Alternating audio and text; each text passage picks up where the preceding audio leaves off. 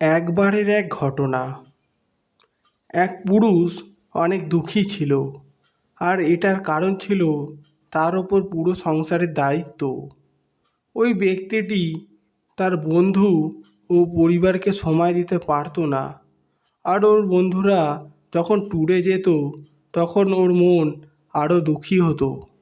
জীবনে যেন ওর কোনো খুশিই ছিল না। ওই ব্যক্তিটি শেষবারের মতো কবে খুশি ছিল তা সে ভুলে গিয়েছে। আর এখন মানসিক অবস্থা খুবই খারাপ। আর এই জন্যই তার গ্রামের একটি বয়স্ক ভদ্রলোকের সঙ্গে সে দেখা করে। আর বয়স্ক ব্যক্তিটিকে সে বলে, আমি নিজেকে খুবই দুঃখী অনুভব করি। যখন আমি নিজেকে একটু সময় দিতে চাই তখনই নিজের দায়িত্বের কথা মনে পড়ে যায়। আর আমার পরিবারের ভবিষ্যতের কথা নিয়ে সর্বদাই চিন্তিত থাকি। এখন আপনি এর কিছু সমাধান আমায় বলে দিন। বয়স্ক ব্যক্তিটি বলে, তুমি এক কাজ করো, কাল আমার সঙ্গে তুমি নদীর পাড়ে দেখা করো। আর যখন কাল নদীর পাড়ে ওই ব্যক্তিটি আসে তখন দেখে বয়স্ক ব্যক্তিটি অনেক আগে থেকেই সেখানে উপস্থিত হয়েছে। ওই দুঃখী ব্যক্তিটি বলে, বলুন এই সমস্যা থেকে আমি কিভাবে বেরিয়ে আসতে পারি।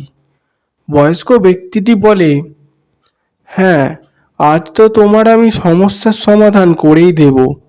তখন বয়স্ক ব্যক্তিটি বলে, আমরা এখন ওই নদীর ওপারে যাব, আর ওখানে গিয়েই আমি তোমার সব সমস্যার সমাধান করে দেব। তখন ওই ব্যক্তিটি বুঝতে পারে না কেন ওই নদীর ওপারেই যেতে হবে। তখন ওই ব্যক্তিটি বলে, ঠিক আছে, ওদিকে একটি বীজ আছে, চলুন আমাদের হেঁটে প্রায় 30 মিনিট মতো যেতে হবে।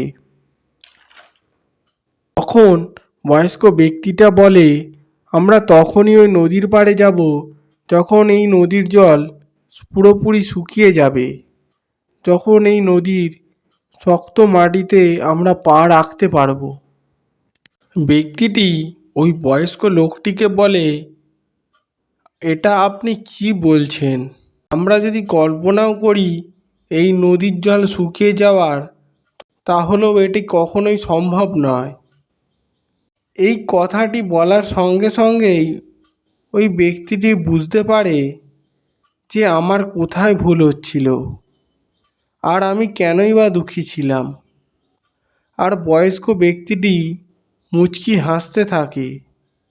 বয়স্ক ব্যক্তিটি তার পিঠে হাত দেয় আর বলতে থাকে, যদি কেউ এটা ভেবে থাকে আমার জীবনের সব সমস্যা শেষ হওয়ার পরই আমি খুশি থাকব, তাহলে এটা কখনোই সম্ভব নয়।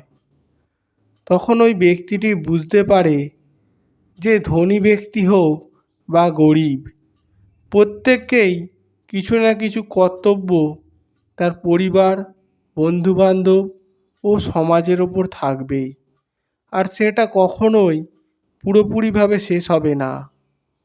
তার মধ্য থেকেই কিছুটা সময় বের করে জীবনে খুশি থাকতে হবে।